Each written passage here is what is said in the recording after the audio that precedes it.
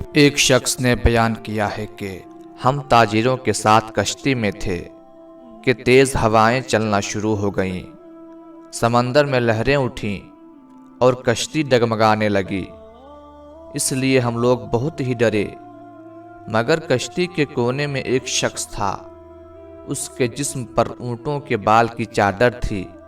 جب لہریں اٹھنے لگیں اور کشتی تھپیڑے کھانے لگی، یہاں تک کہ اس میں پانی بھرنے لگا اور وہ بھاری ہو گئی، تو ہم جانوں اور مالوں سے نا امید ہو گئے۔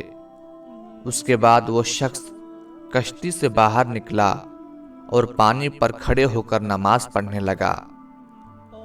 ہم نے اس سے کہا کہ اے اللہ کے ولی، ہماری مدد کرو اور ہمیں بچاؤ۔ اس نے ہماری طرف کچھ توجہ نہ کی۔ پھر ہم نے اس سے کہا کہ آپ کو اس ذات کی قسم جس نے آپ کو اپنی عبادت کی توفیق عطا فرمائی ہے، ہماری مدد کرو اور کشتی کو بچاؤ۔ تو وہ ہماری طرف متوجہ ہوئے اور فرمایا کہ تمہارا کیا حال ہے، کیونکہ ہم کو جو مصیبت پہنچی تھی وہ ان سب سے بے خبر تھے۔ ہم نے کہا کہ کیا آپ کشتی کی طرف نہیں دیکھتے؟ لہروں اور آندھی سے جو مصیبت ہم پر پہنچی ہے اس کو ملاحظہ نہیں کرتے؟ یہ سن کر انہوں نے فرمایا کہ تم سب اللہ کا تقرب حاصل کرو۔ ہم نے کہا کہ کس چیز سے تقرب خداوندی حاصل کریں؟ انہوں نے فرمایا کہ دنیا کے چھوڑنے سے۔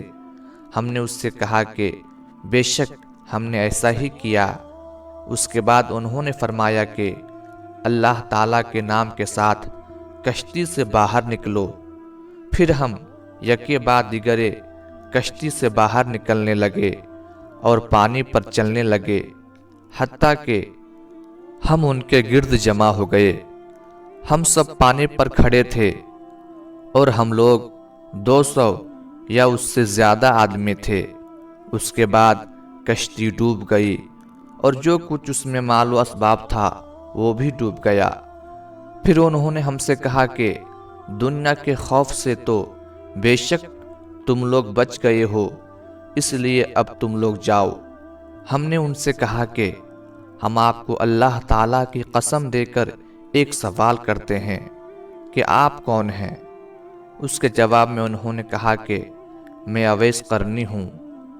ہم نے ان سے کہا کہ اس کشتی میں فقراء مدینہ کا مال تھا جن کو مصر سے ایک شخص نے ان کے لیے بھیجا تھا۔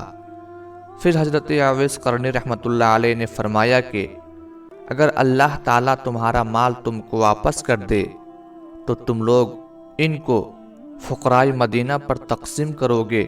ہم نے وعدہ کیا کہ ہاں۔ اس کے بعد انہوں نے پانی کی سطح پر 2 رکعت نماز پڑھی، پھر آہستہ سے دعا کی تو وہ کشتی ان تمام مال کو لے کر پانی کی سطح پر ظاہر ہو گئی۔ پھر ہم لوگ کشتی پر سوار ہوئے اور اویس قرنی رحمۃ اللہ علیہ کہیں گم ہو گئے، اور ہم مدینہ منورہ پہنچ کر اپنے مالوں کو اپنے اور اہل مدینہ کے درمیان تقسیم کیا۔